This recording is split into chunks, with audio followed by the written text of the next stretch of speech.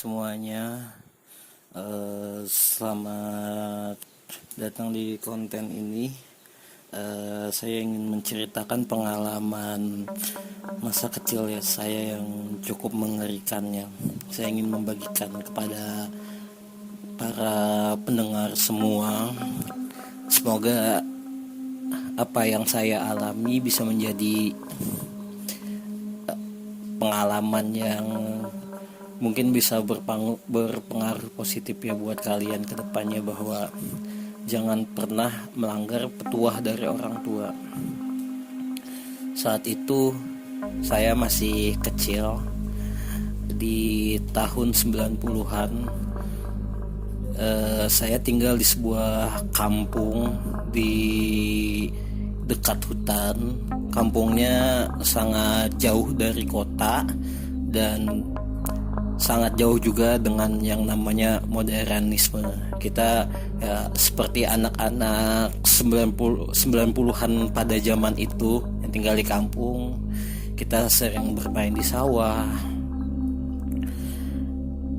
memetik buah di pohon liar, dan sering kopdar untuk menyanyikan lagu Yonglek. Kadang-kadang Justin Bieber juga sih. Jadi pada suatu hari ketika saya dan teman-teman bermain, saat itu kira-kira hampir maghrib ya. Kebetulan di desa kami ketika hampir maghrib itu biasanya anak-anak itu akan disuruh masuk ke dalam rumah. Tapi saat itu saya dan beberapa teman saya, kita cukup nakal ya. Jadi kita ngelawan saat orang tua saya nyuruh untuk masuk gitu. Saya nggak mau, saya tendang mereka dan mereka nangis. Di situ saya merasa hebat, tapi sebetulnya saat ini saya sangat menyesal ya atas apa yang saya lakukan waktu kecil.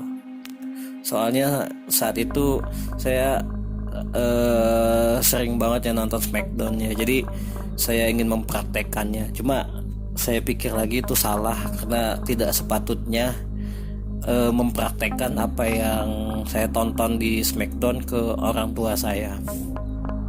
Nah, akhirnya setelah itu kita punya ide untuk berpetualang ke hutan. Nah, akhirnya saya dan teman-teman saya pada saat itu sepakat untuk berpetualang ke hutan. Kita menyiapkan berbagai peralatan, antaranya senter dan kompor kecil ya buat Korean barbecue. Karena saat itu makanan rakyat yang paling murah di desa kami cuma Korean barbecue. Jadi makanan seadanya itu yang kami bawa untuk bersantap nanti ketika sudah sampai di hutan. Kebetulan juga karena saat itu secara ekonomi saya dan teman-teman saya itu kurang, kita hanya membawa sleeping bag, matras, dan tenda ya bermerek Iger. Karena saat itu kita memang gak cukup duitnya untuk sepatutnya bagaimana peralatan yang seharusnya dibawa ke hutan. Jadi kita seadanya. Nah, ketika hampir sampai di hutan, di sebuah kayak gerbang dari pohon gitu, kita bertemu dengan nenek tua. Di sana nenek tuanya tuh cukup menyeramkan. Rambutnya agak panjang dan berwarna ya kayak orang-orang habis nyemir rambut di hairnet studio gitu. Pokoknya rapi lah dan bersih. Tapi saat itu menurut kita seram gitu. Nah, karena ada nenek-nenek di hutan. Habis itu nenek itu ngelarang kita untuk masuk di hutan. karena ada kutukan yang mengatakan, ini kata si nenek, kutukan yang mengatakan jika pada anak-anak pada menjelang maghrib masuk ke hutan itu akan ada sebuah hantu yang akan selalu menghantui mereka. Karena kami masih muda dan cukup open minded ya saat itu ya, kita nggak percaya dengan tahayul seperti itu. Akhirnya kita tetap masuk ke hutan, dan seperti ke orang tua saya tendang juga neneknya karena terinspirasi dari Smackdown-nya. Kalau nggak salah patah tulang lah neneknya. Dan bodohnya saya saat itu sudah 2 kali saya matahin tulang orang tua, tapi saya nggak menyesal. Dan sekarang ketika saya menceritakan ini, saya cukup sedih mengingat itu. Kenapa saya sampai bisa melakukan hal bodoh seperti itu? Sesampainya di hutan, seperti anak-anak pada umumnya, kita bahagia akhirnya bisa sampai ke hutan. Kita bercanda-canda, bermain ukulele, dan mendirikan tenda. Namun ketika menjelang malam hari, suasana yang happy itu kira-kira sekitar jam 12 malam ya. Awalnya kita yang senang-senang, bercanda, melucu, tiba-tiba merasa kedinginan di hutan. Padahal saat itu baik saya ataupun teman-teman saya nggak ada yang bawa kulkas, tapi kita merasa dingin. Akhirnya kami teringat lagi dengan nenek yang di gerbang itu. Cuma ada teman saya yang bilang nggak mungkin bahwa ada hantu. Sebagai anak yang cukup anak kampung yang cukup open mindednya, jadi saya percaya aja, mana ada sih hantu kayak gitu, itu cuma produk tahayul gitu. Namun semakin tengah malam, suasananya itu semakin mencekam.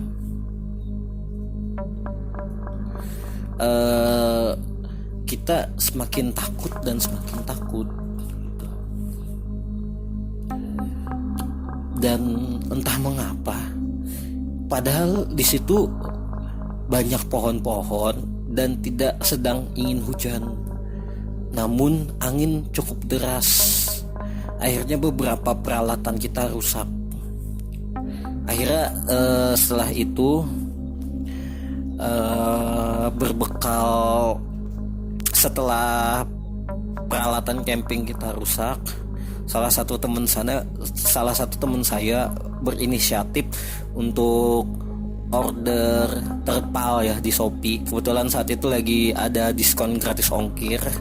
Nah, dengan terpal itulah kami tidur karena semuanya pada kecapean ya habis menjelajah hutan. Saat tidur itu sayup-sayup saya dengar suara, cuma di telinga saya nggak begitu jelas. Cuma ada salah satu teman kita yang anak kampung juga, bernama Stefani. Nah, si Stefani ini dia tuh kayak kesetanan. Anak-anak yang lain termasuk saya tuh pada bingung saat itu. Kenapa si Stefani ini sampai kesetanan begitu? Setelah itu akhirnya kita memutuskan untuk pulang dan mengikat Stefani dengan kabel tis ya, untuk mengamankan dia gitu. Dan kita gotong dengan gerobak saat itu karena si Stefani itu ngamuk terus gitu. Habis itu kita bawa ke kampung dan kampung cukup heboh ya. Akhirnya ada salah satu orang pinter di kampung yang bisa lah kayak nerawang gitu kan. Akhirnya si orang pinter itu bilang, bahwa si Stefan ini dibisikin setan. Kaget kan kita, termasuk saya, karena saya juga dibisikin, cuma nggak jelas suaranya. Terus itu kita tanya kan sama si orang pintar, emang si Stefani dibisikin apa? Lalu si orang pintar itu bilang kalau si Stefani itu dibisikin nggak mau gelai gitu. Jadi gelai-gelai itu yang bikin dia kesurupan. Dalam hati saya bersyukur, untung saat itu bisikan setan itu nggak terlalu terdengar jelas di telinga saya, karena saat itu udah sekitar 6 bulan saya nggak ke THT. Saya bersyukur, dan teman-teman saya juga nggak rutin ke dokter THT. Nah kalau Stefan itu hampir tiap minggu dia ke THT, makanya pendengarannya jelas. Habis itu kan saya penasaran nih, saya tanyakan kan sama seorang pintar. Tadi itu kita ketemu sama salah seorang nenek di gerbang hutan, dan si orang pintar itu bilang, nah kalau si nenek itulah si setan gelainya. Makanya setelah kejadian itu, saya dan teman-teman saya nggak ada yang berani sekalipun masuk ke hutan, apalagi malam-malam. Dan setelah kejadian itu juga saya meminta maaf kepada orang tua saya dan berjanji untuk tidak mengulangi kebodohan saya itu lagi. Dan setelah kami dewasa, kami terpisah, dan kadang-kadang kami masih bertemu untuk menceritakan hal ini. Dan untuk Stefani, kami tidak tahu lagi kabar pastinya. Cuma ada yang bilang sekarang dia jadi gila karena hampir setiap detik dia dibisikin gelai sama si setan hutan itu. Makanya ini cerita saya mungkin bisa jadi pelajaran buat teman-teman. Kalau dilarang itu jangan dilakukan, dan jadilah anak yang baik, dan jangan pernah meniru adegan yang ada di Smackdown. Demikian cerita horor dari saya. Nantikan kisah-kisah horor